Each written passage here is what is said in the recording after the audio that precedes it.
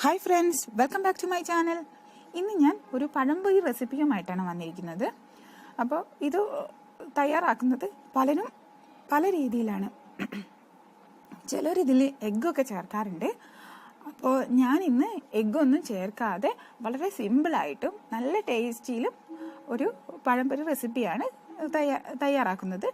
അപ്പോൾ എനിക്ക് ഇതിൽ എല്ലാ ടൈപ്പും ഞാൻ ഉണ്ടാക്കി നോക്കിയിട്ടുണ്ട്. പക്ഷേ എനിക്ക് ഏറ്റവും ഇഷ്ടപ്പെട്ടത് ഈ ഒരു രീതിയിൽ തയ്യാറാക്കുന്നതാണ്. അപ്പോൾ ഇതിന് ഞാൻ എടുക്കുന്നത് ആദ്യം മൈദയാണ്. 2 കപ്പ് മൈദ.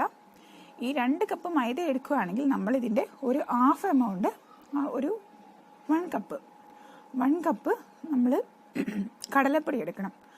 അപ്പോൾ എത്രയാണോ നമ്മൾ മൈദ എടുക്കുന്നത് അതിൻ്റെ ഒരു ഹാഫ് ഭാഗം നമ്മൾ കടലപ്പൊടി എടുക്കാം.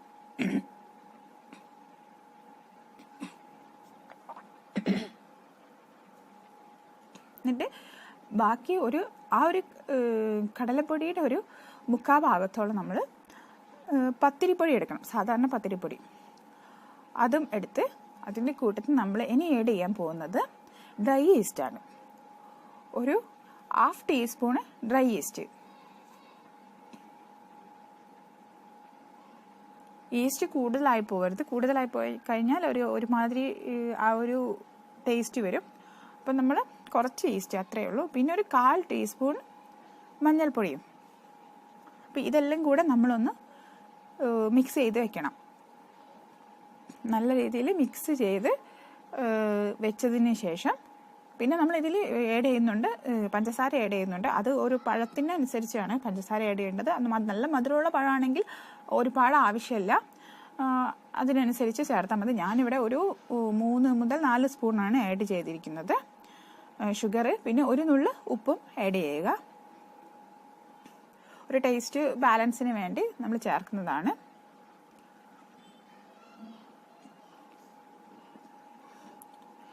പിന്നെ ഫ്ലേവറിന് വേണ്ടിയിട്ട് ഞാൻ ഏലക്കായുടെ 2 ഏലക്കായ എടുത്തിട്ടുണ്ട്. ഏലക്കായുടെ കുരു ചതച്ചിടുക. അങ്ങനെ തന്നെ ഇട്ടാലും മതി, കുഴപ്പമില്ല. പിന്നെ ഞാൻ ഇതിന് ജസ്റ്റ് ഒരു ഫ്ലേവറിന് വേണ്ടിയിട്ട് കരിഞ്ജീരകം എടുത്തിട്ടുണ്ട്. ബ്ലാക്ക് ക്യുമിൻ എന്ന് പറഞ്ഞ സാധനം. അത് നിർബന്ധമുള്ള കാര്യമല്ല, നിങ്ങൾക്ക് അത് ഒഴിവാക്കാം. ബ്ലാക്ക് ക്യുമിന് പകരം വേണമെങ്കിൽ എള്ളൊക്കെ ഉപയോഗിക്കാം. അത് ചെറിയ ജസ്റ്റ് ഒരു ഫ്ലേവറിന് വേണ്ടി മാത്രമാണ്, നിർബന്ധമില്ല.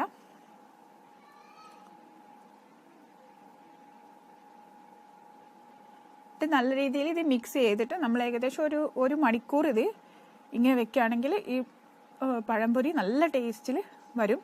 മാവ് ജസ്റ്റ് ഈ ഒരു പൊങ്ങി വരും. നമ്മളിതിൽ ഡ്രൈ ഈസ്റ്റ് ഇട്ടതാണല്ലോ, അതുകൊണ്ട് തന്നെ ഏകദേശം ഒരു അരമണിക്കൂർ മുതൽ 1 മണിക്കൂർ വരെ ചുമ്മാ കലക്കി വെച്ച് കഴിഞ്ഞാൽ അടിപൊളിയായിട്ട് നല്ല ടേസ്റ്റിൽ വരും.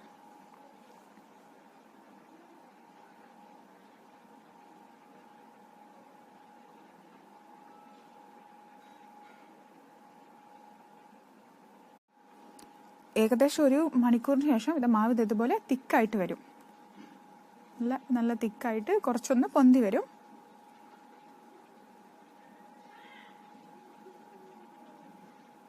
ഇനി നമുക്ക് പഴം കട്ട് ചെയ്ത് വെക്കാം.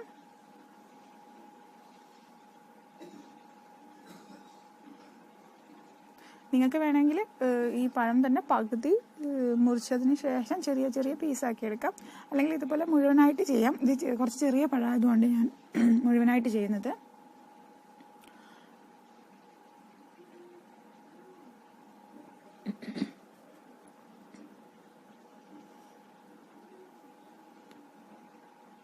മാവിൽ മുക്കി ഇനി പൊരിച്ചെടുക്കാം.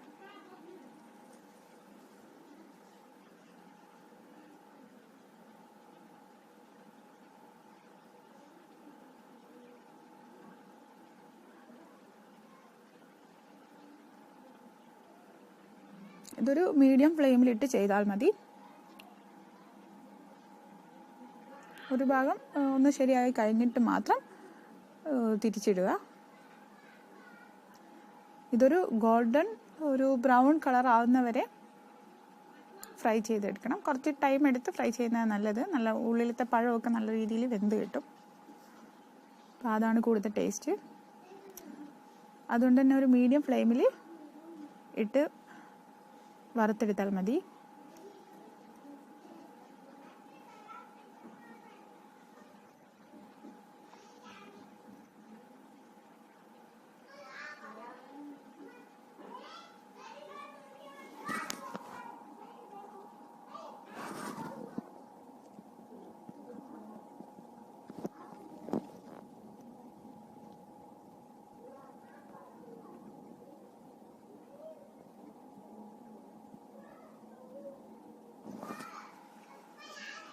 ഇതുപോലെ ഇങ്ങനെ ഒരു ബ്രൗൺ കളർ ആവുന്നവരെ നമ്മൾ ഇത് പൊരിച്ചെടുക്കണം.